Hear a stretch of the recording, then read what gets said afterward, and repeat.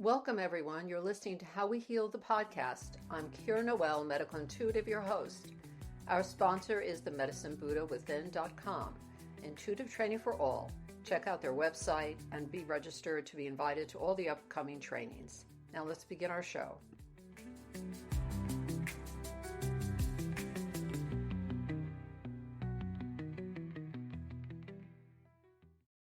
Hi, everyone, and welcome to How We Heal the podcast with me, Kira Noel. And today my guest is the iconic Barbara Klar, who you may have all seen her beautiful jewelry. She also is the author of You're So Talented. If I had I've had a nickel for every time they said that you'd be wealthy. Barbara Klar is a resident in my area of upstate New York. I admire for her talent and tenacity and her extremely unique view that she brings to the world. Thank you so much for being here, Barbara. And I'd love to hear how you got to have this unique Barbara view. Wow, it's a long process. I bounced around and followed the signs. That's what I do. I try to follow the signs, follow the yellow brick road. Any flying monkeys along the way? So many, so many. It's, I never really thought that I would live this long.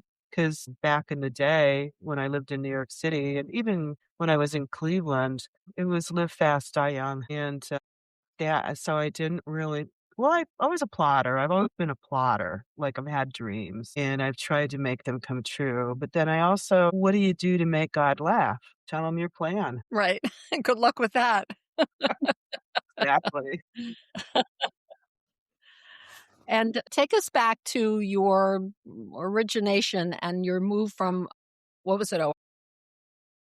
Yeah, I grew up in Ohio. I grew up in Akron, Ohio. My dad was a chemical engineer at Goodyear. He was kind of an egghead. He had many patents within a company. And my mother I later found out, had been raised as a servant girl in the mansions of Akron. And she was a very smart woman, but didn't have beyond sixth grade education. And I didn't know this at the time when I was young, but she could do everything. She could sew, she could flower arrange, she knew how to throw a party, she knew how to shop, she had great fashion sense. And she was just an amazing woman, but she was really fighting her demons. And my dad really wanted to work with his hands. He wanted to be a carpenter, really. So my parents bought these apartment buildings at the time. And when I was about 16, and when things would break, I would accompany him and I would help him fix things in the apartments and refinish furniture.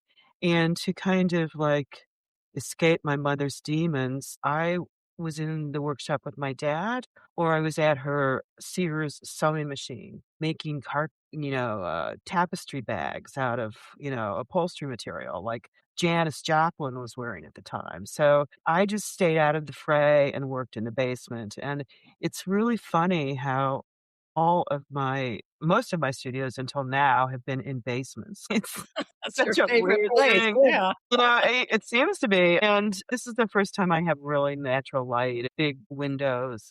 It's like amazing. It's to have that natural light with my work. I'm enjoying that. Yeah, no, everyone listening should visit this amazing studio. It's a magic place with a magical woman. So your dad found something that kept him somewhat on his own and independent and doing wonderful kind of creative things, fixing and repairing. And I guess you learned the beginnings of what became. So how did you get into the jewelry? How did you find jewelry? I don't know. It's really in high school. My mother had decided that I was going to be independent and not depend on any man. So she insisted that instead of doing the collegiate thing of, following that route, that I should take secretarial sciences.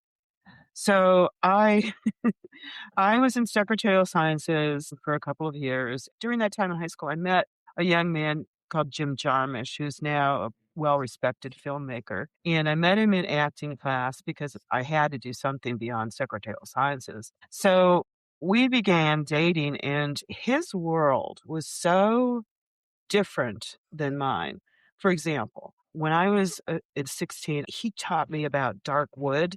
Like I knew nothing beyond French provincial, and his grandmother was an antique collector. So I had this whole open world just kind of there for me. And it really inspired me. It's like, it was something. He taught me about music, he turned me on to music, he turned me on to books, he turned me on to movies. I mean, it was a real different shift for me. And I started taking art classes in, high school and, found that it was really that's what I enjoyed the most. So I did that, and then when I graduated high school, because I took secretarial sciences, and I was the only one in my family, I had a brother and sister who'd never gone to college, but I wanted to go to college, and, they said, "Well," my dad said, "Well, any college you can get into, I'll pay for." But that I had no SAT or SAT scores. They were really low, horribly low. So I went to a local community college and took a jewelry metalsmithing class, and the instructor was really wild. And he said, Klar, he used to say Klar across the room, he said, "You got what it takes. You should really go to the Cleveland Institute of Art." So I applied, and that began my journey. Wow. Yeah, it's a prestigious school. A lot of amazing artists have come out of there. Yeah, including Yeah, you. well, thank you, but it was a great school. It was very, very misogynistic, though, especially in the field I took, and that was really hard for me, and, Is that when you concentrated on metal work yeah. primarily? Well, it's interesting because the first 2 years at the time, the program was 5 years. So you had to take 2 years of foundation, which were drawing and painting and, design and dimensions, and it was really a great I mean, I feel like I graduated with a equivalent of a master's degree, but when I chose the jewelry making, it was particularly misogynistic. I mean, the guys had been there since the 50s, the instructors, and they all wore lab coats. And you were expected to go to school from, 9 a.m. to 5 p.m. classes and then come back at 7 and work until midnight. And you weren't allowed to play music. You know what I mean? It was a very Oh, tight and rigid. And you weren't allowed to experiment. You had to do your own processes. I mean, their own processes, first before you could they wanted experiment. you to follow the rules. Yeah. Yeah. Looking back on it now, I mean, at the time I was very resentful, but looking back on it now, you do have to learn the fundamentals. You really do. And not just in jewelry, but I think in everything, in art. I mean, it helps. But there are the acorns that fall far from the tree that are just naturally, genius. So it's hard for me to judge. It sounds like all of us, we have more wisdom as we look back, Yeah. decades. Oh, wow, that makes sense now. It's Yeah. how yeah. How Totally. all adults or especially adult Frustrating. children say, "Oh, that was a good idea when I was 20, but I never listened." Um, Yeah. Yes, so exactly. so you were drawn to metal is it called metallurgy, or what Well, at was the time when I was in school, it was called silversmithing and metalsmithing, and then eventually a whole group of us moved to New York together. I mean, even at the school, they would say all the great artists come from the Midwest, but you have to go to New York. So a lot of us, and Jim had already moved to New York, and I would go up and visit him in New York, and my friends and everything had a whole posse, and we all moved to New York kind of at the same time. So that was pretty great. yeah, and you ended up where? I'm guessing the East Village? Yeah, yeah. Eventually, first of all, I was hotel cities, renting, like, they had these, like, hotels at the time that were very cheap, like, in Midtown Manhattan and stuff, and me and my friend Cynthia were roommates and just started there. I remember moving by yellow taxi cab so many times, but I did end up in the East Village eventually, and I was fortunate enough to find, a store where I could live and work. So that was an amazing experience living on the street. It was on East 7th Street between First and A. And it was really great. And it was in the 80s. So that was a magical time. It was just, all these people like, John Michel Basquiat and Keith Haring and Klaus Nomi. Jim would bring fans by the store. So what I did, and my secretarial training came in very handy because I was able to do work as a temp during the day, and then at night, Wow, I would come back and work on my pieces and my work, and then open the store on the weekends. beautiful. Great balance. It was great, but it was just It was kind of nonstop. It was really nonstop. Yeah, and we're not talking super comfortable living experiences, right? These storefronts. I lived on Mulberry Street for years, and there were literally young women. They put the art in the window, the storefront. They slept in the back room. Maybe there was a toilet. I don't think they had showers, a sink. You were lucky, and electricity. And in the winter, it Yeah, was cold in the storefront, and in the you know? summer, hot. I mean, Yeah, space heaters, fans. yeah, it Yeah. didn't have no you couldn't because of the electrical, you couldn't put an air conditioner in there, so I remember sometimes getting hives so bad. I mean, I luckily had a bathtub in the space, and I was able to take oatmeal baths, but it was not easy, and also living on the street is a trip because you can't really you can't really control who comes into your space. No, you don't have, there's no buzzer system. Oh, no, and I remember sometimes, taking a bath at night, I'd have to pull the gate down in the store and lock myself in, and I'd be in there, like, getting ready for bed or trying to take a bath, and people would be shaking the gates, like, "Barbara, are you in there?" Holy It was shit. so I started to get a little freaked out, but, it's funny because from there, I did get a store in Soho. I did a business plan, got my best clients to invest, and, eventually I was able to buy a cheap place in Williamsburg, and um, it was funny because they're all street level, and even the place in Williamsburg had been an old doctor's offices built in the 50s, Wow. and Wow. it Dr. Rabina was, and it had a driveway, it had a tiny backyard, and it was one story. And the ex-patients that had been his patients was a Hispanic and Latino neighborhood, and they would always knock on the door and ring the doorbell, and it's Dr. Rabinowitz here. So it was a trip. I Built-in started. clientele. Huh? Built-in clientele from the doctor. Not really, but Well, it was that's a the trip. story, the romanticized, that's not the romanticized version of how you get started. I think that's more the real truth. It's kind of nitty-gritty. I can imagine. I see you in the store and the first one, and then the glamour of finally getting a decent space, but making it, I mean, so did that take you to a whole nother level in your career when you got that new space? It did because it was, I was suddenly more visible. That was really fun. I mean, got to do a lot of fashion stuff and got to, think about wholesaling my lines and having the stuff made in I thought about having the stuff made in Thailand. I got invited to QVC. It was a lot of different opportunities, and it took me along that path for a ride for a while until, what happened is the rents keep going up. Somebody had advised me when I was very young to buy the building, instead of renting, I would have probably been further along because there's no commercial rent control. And every time you start to make a little bit of money, you're on your Yeah. knees again. People see you in this glamorous location and they think, oh my gosh, she's really made it. She's really doing good. Meanwhile, my bank is pulling my CDs, to pay my overdraft. And, I have 7 employees and it was just, very, very stressful, very stressful. Very, very interesting time, I'm sure. It's interesting, and stressful. So I Yeah, relate to the employees. I had 7 at one time, and it was just so much pressure to bring money in to, fuel this thing. totally, It totally, was and crazy pressure. it's not just the employees, it's the clients.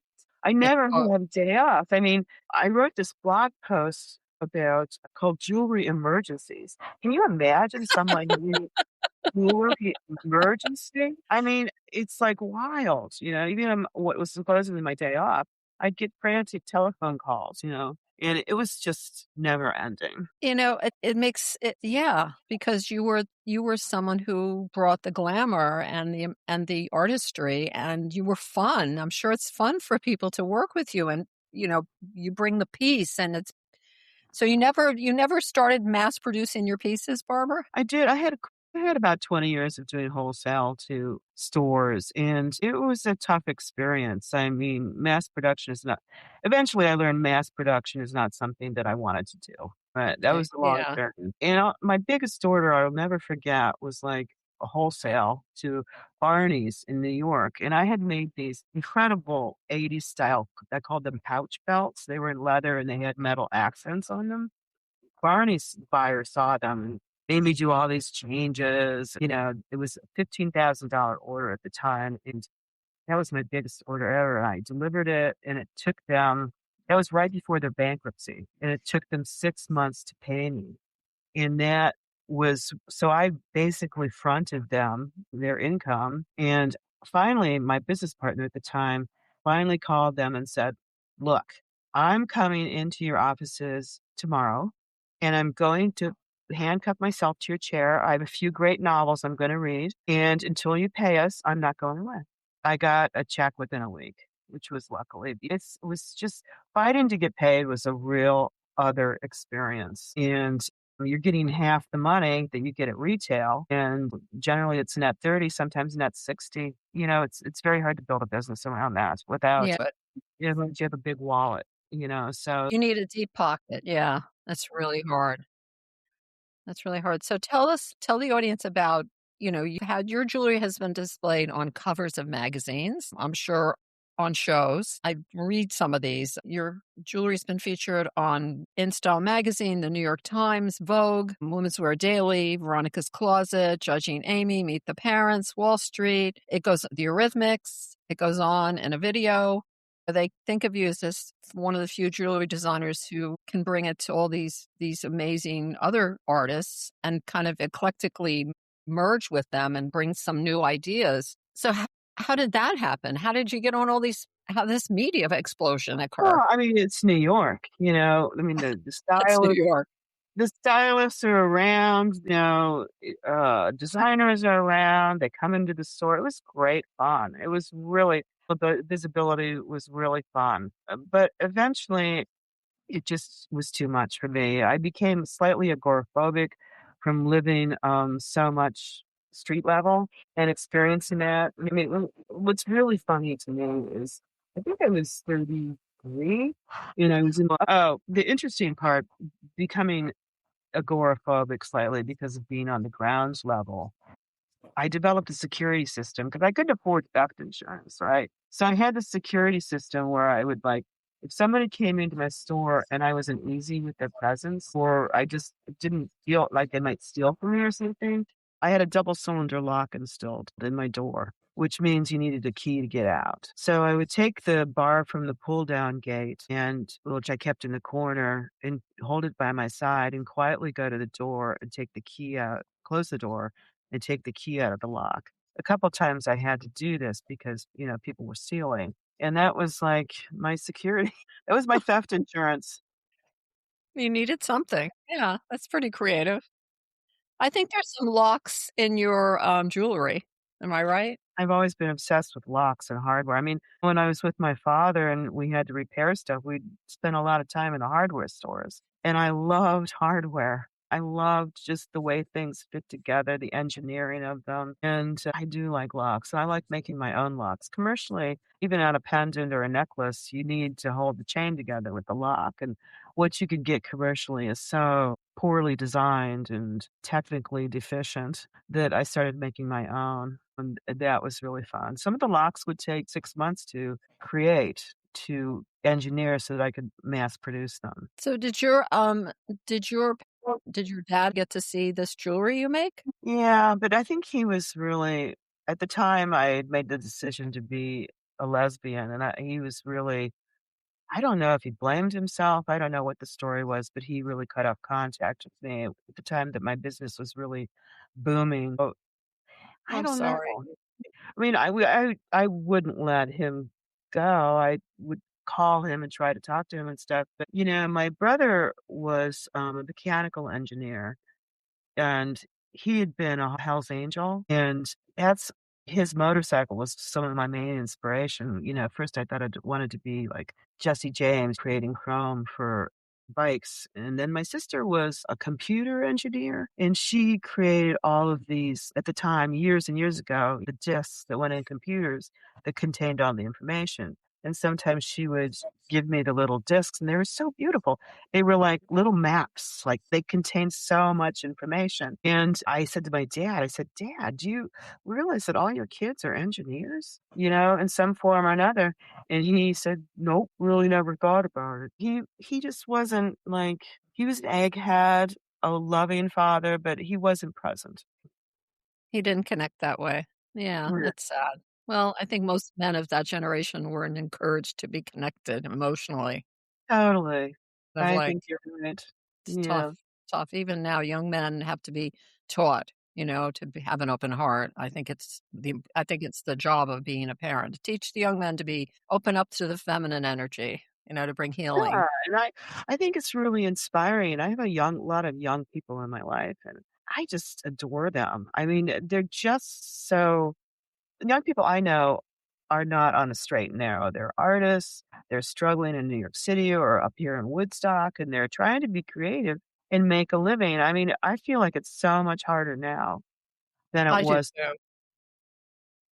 I know. I think Definitely. of you as a parent in a way to your lovely community of young people that you're fostering their creativity and you're hoping, opening doors for them. I think it's very nurturing. You have a nurturing quality. It's nice when they want to be with me. I mean, I'm like, "Why do you wanna be with an old lady?" But they're hanging out, they're listening to my stories, it's real, and they're giving me so much, giving me so much of, like, an alternative way to see things, and I just feel very blessed having chose not to be a parent, I feel very blessed that I do have some youth in my life. Yeah, no, it's great. I mean, we're all, I believe we're all parents. I don't care if you gave birth. Yeah. And whether we step into that role or not is the choice we make. You don't have to raise a child to be a parent to a child and a mentor. And that's the most important part of parenting. Yeah. Always being a mirror to them and who they are and their potential. Well, that's my lecture on parenting. So You're absolutely right, I totally agree with you. It's different. It's different. I mean, what I have is probably different than what you have, of course, but it's just as fulfilling, I think, in a different way. I help other adults that aren't my children who are now adults, but anytime I get to help another human being who's struggling and I give them, this my own view, which is you have this potential, let's explore it. It's amazing how much it impacts me to say that, how much it helps me, Absolutely. to keep growing. So you just authored, I don't want to at the end of our podcast, I want you to tell us how you describe your jewelry, which I think is just pure magic. You authored a book recently, You're So Talented. And when you wrote this book, can you tell the listeners what drove you to write this book and what you're hoping people get reading it? What drove me to write the book is that, when I left New York City in 2000, I had what I call a little bird on my shoulder saying, "Something is coming, something is coming." I thought I was going to get hit by a bus or something like that, or my partner was going to get hit by a bus. But what it was the World Trade Towers. Mm. If I had stayed in New York, I chose to leave. I basically left overnight. It was really a fast move, and Jim had a place upstate in Stone Ridge, and he said, "Why don't you move up here?" So I found a place in a little town called Accord, and we moved. And I made the conscious decision. I was still wholesaling a little bit at that time. I had a big thing with Sundance catalog. I realized it took me a couple of years into living upstate to realize I didn't wanna be, a manufacturer. That is not my life. And at the time, I'd been getting a lot of design jobs, like, just from, uh, hand drawing with other like, as a subcontractor with other firms and, companies. And then everything started to dry up because of CAD, computer assisted design. So I was thinking, Maybe I should learn CAD." And I looked into it and it was going to be and I just I got breast cancer in 2004 after the move, went through that, the healing process, worked all through it. And then at the end of that, when CAD was coming into being and I realized I don't know how much time I have left and I don't want to spend that much time in front of the computer. I want to spend it at my bench creating art. And then I realized, you know what? I don't want to be anything but an artist, really, you Hmm. know? So I made that kind of fork in the road shift to doing what I wanted to do. And it's interesting too, because when I was wholesaling, I wasn't having that great of a luck because the stuff would sit on the shelves. But then when I opened my own store and I could sell it myself, it kind of flew off the shelves. So Interesting. that was a real like, you know, conundrum for me. It was really about me. It wasn't so much about the work, and what I chose to do with the work. So I made that conscious decision and have really never looked back. Yeah, and your things I've purchased, lucky me, I get to get something from Barbara Klar, and everything you do has a story, I think, to it. Yeah, that's the beauty of it. I love stories. I love people's stories, and I usually title my work because I feel like once they're come through me and they're created, they have their own thing going on. And especially when Right. someone when somebody buys a piece, then it becomes their story going on. And I Right. love that. I think that's the reason I got into joy was because I felt it was the art form that was closest to the body, your body. Interesting. Wow. Well, also, I one of the few things that all of us pass down to our families are pieces of jewelry from each other, Yeah, they hold and they hold this vibration of, whether you got it for a special event or it was your grandmother's wedding ring. I mean, they have sentimental value and intense internal relationships. So I think that's a beautiful thing. it really is. Well, and there's all these wonderful metaphors and all kinds of literature to the meaning of the circle and the ring, what the ring symbolizes and the connectivity and the connection to another and, all of Yeah, it. It's I love quite symbols. profound. Yeah. I really love symbols. I mean, when I was, going to the secretary course in high school, I mean, we had to choose something to which we could give money to. We'd have these events and raise money and give it. And I chose the Native Americans. And ever since then, and their symbology, I just became obsessed with symbology. And then moving to New York and, seeing the graffiti, it was just all related to me. So I use a lot of symbology in my work. But Yeah. getting back to the book, it's like since I chose this fork in the road to be more of an artist than a manufacturer or what they call a designer. I mean, anybody is a designer these days, right? So I just was like, I think since I'm not very well known in the what you would call it, the metalsmithing world or the jewelry designer world, kind of left of center. I like to say I have a cult following. And having no children, I just wanted my story to be heard and to known. Like if I had had a chance to read a book like mine when I was in art school and dealing with the misogyny of a woman metalsmith and moving to New York City, I probably would have been like blown away.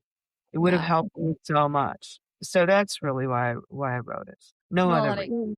yeah, and I encourage everyone to get the book. Is it on Amazon or just on your website? On Amazon, it's, on my website. You can get also the digital version on Amazon. I don't have that on my website, but yeah, and then for me, I carry 'em around my trunk of my car. Perfect. Chris Wells told me that he knew somebody who, like, couldn't get a book deal and self-published and then, carried around and, like, sold them everywhere he went, and he finally got a book deal. Well, I wrote a small workbook too, and I think, we're not considering ourselves professional authors, but we have something to say. Absolutely. And when we have experience in life, it's an incredible teaching to write a story and tell people about it. So incredible. Absolutely, and also I based my book on lessons learned. So interesting. I gave my book to someone and who knows me quite well, and they said, "Barbara, why did you choose to write about this and not that?" Because there's probably a lot of dish I could have put in there, but I really wanted it to be about the lessons that are learned through chances taken. Well, And interesting. yeah, and so it's based on that, really. Lovely. No, I think it's incredible that you were able to put that together. It's a lot of work. It's a lot of It took effort me to make about a something. year. I was so, like, because I don't consider myself to be a writer, but I do love to write. I used to write a lot of poetry and stuff, and one of my dear friends is Lucy Sant, and I was so embarrassed to show this to her. I wanted her to give me a recommendation for the forward of the book, and, she's an amazing writer. I mean, she's such a great writer, I can't even read her stuff because I don't think I'm smart enough. It's like it's wild, but she said, "Barbara, you might not consider yourself to be a writer, but what you are is a very good storyteller." And I thought Yeah. that was the kindest thing she could have said to me, and it really gave me encouragement 'cause Yeah, there was that's nobody wonderful. there telling me what to do, or taking interest even. Yeah, no, that's fantastic. We need those people that see us for what we're able to give and create. So when you talk about your jewelry, can you describe for our listeners, what does it, represent to you that when you make a piece, what are you putting into it? Because I know you're putting more into it than just the metal. I mean, I know this. So Yeah, what do you it's bring a into little this piece? say it's a very spiritual process for me.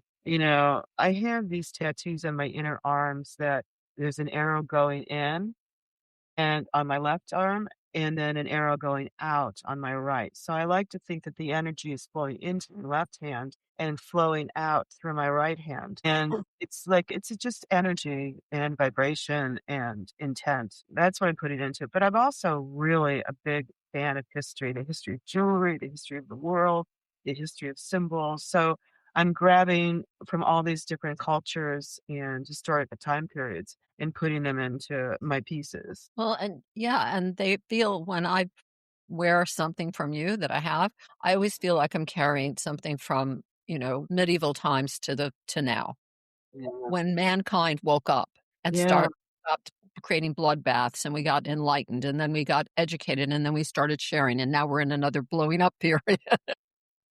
I agree with you. This is a really concerning time period for me. But every time I start to get freaked out, I keep telling myself, Barbara, you chose to be here at this time. And what I'm most overwhelmed by is, and I keep telling myself too, is that even I can't go out there and protest. Like I won't protest. I won't go out and hold signs and do all that stuff because I don't feel safe. But what I can do is show the little bit of light that I have and give it to somebody else, that's my intent. That's great. That's powerful. So if anyone wants to find you, what is the best way to contact Barbara Klar? You can email me, and my email is on my website, barbaklar.com, or you can call me. That's probably the best way. And her website, Barbara is regular Barbara spelling and Klar, Klar. Yeah. And she has fabulous things on her website. And what kind of pieces can you share a couple of names of some pieces you're working on right now, in the last, year that you've Well, found? the thing that I've been doing kind of like in secret for the last 20 years is building a line of reliquaries, which are objects that can be worn or maybe sat on your desk or hung on the wall they're just very special objects. Like they could be memorial lockets. Like I made a piece for someone whose husband passed and he was a book collector. And I made a little book and inside you open it and there's pictures of him and her and a piece of his hair. So I've been making these, and my most recent piece I'm working on is that I got these little hourglasses on Etsy. They're tiny, they're minute a- hourglasses, glass and sand. And when they came to me from the seller, there was a note inside that called them the decision maker. And I'm like, what the hell is a decision maker? That's a good concept. So you have a minute to make a decision, basically. So I've been making this pendant called the decision maker that the